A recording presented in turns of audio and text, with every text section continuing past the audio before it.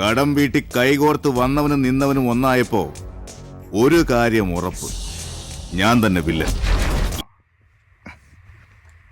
വേണ്ട, എനിക്കിത് പറയാനുള്ളത് എന്താണെന്ന് വെച്ചാൽ, നമ്മൾ അഭിനയിക്കുന്ന സമയത്ത് നമുക്ക് പല പല പ്രശ്നങ്ങളുണ്ടാവും.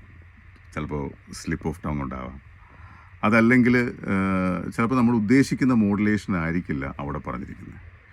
അപ്പോൾ അതുകൊണ്ട് ഈ ഡബ്ബിംഗ് എന്ന് പറയുന്ന ഈ ഒരു പ്രക്രിയ അഭിനയത്തിൻ്റെ കാര്യത്തിൽ ഏറ്റവും അവസാനത്തെ കറക്ഷനാണ്. അതിനപ്പുറം നമുക്കൊരു കറക്ഷൻ ചെയ്യാൻ പറ്റില്ല.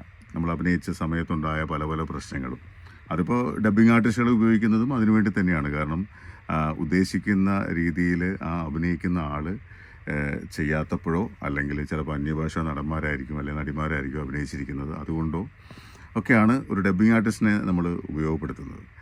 അപ്പോൾ ആ ഡബ്ബിംഗ് ആർട്ടിസ്റ്റ് വന്ന് ഡബ് ചെയ്യുമ്പോൾ സംഭവിക്കുന്നത് എന്താണെന്ന് വെച്ചാൽ, നമ്മൾ ചെയ്യേണ്ടത് ഒരു dubbing artist as A dubbing artist ചെയ്യേണ്ടത് എന്താണ്, ഈ കഥാപാത്രം അഭിനയിച്ചേക്കുന്ന ആളുടെ ഭാഗത്തു നിന്ന് ചിലപ്പോൾ ഒരു വീഴ്ച സംഭവിച്ചിട്ടുണ്ടാകാം, അതിനെ ഒന്ന് ലിഫ്റ്റ് ചെയ്തെടുക്കലാണ് ഡബ്ബിംഗ് ആർട്ടിസ്റ്റിൻ്റെ പണി എന്ന് പറയുന്നത്. ഡബ്ബിംഗ് ആർട്ടിസ്റ്റുകൾ മാത്രമല്ല, ആർട്ടിസ്റ്റുകളും ചെയ്യേണ്ടതാണ്. അഭിനയിച്ച സമയത്ത് നമുക്ക് വന്നിരിക്കുന്ന തെറ്റുകളും കുറ്റങ്ങളും എല്ലാം നമുക്ക് പരിഹരിക്കാൻ പറ്റുന്നൊരു സ്ഥലമാണ് ഈ മൈക്ക് എന്ന് പറയുന്നത്. ഞാൻ വിസിലടിക്കും, കൈയടിക്കും. എന്നോട് കളിക്കാൻ വന്നാൽ ചിലപ്പോൾ കരണക്കുറ്റിക്കും അടിക്കും. അതെന്റെ സ്പോർട്സ്മാൻ സ്പിരിറ്റ്. ഞാൻ എന്ത് ചെയ്യണമെന്ന് എനിക്കറിയാം.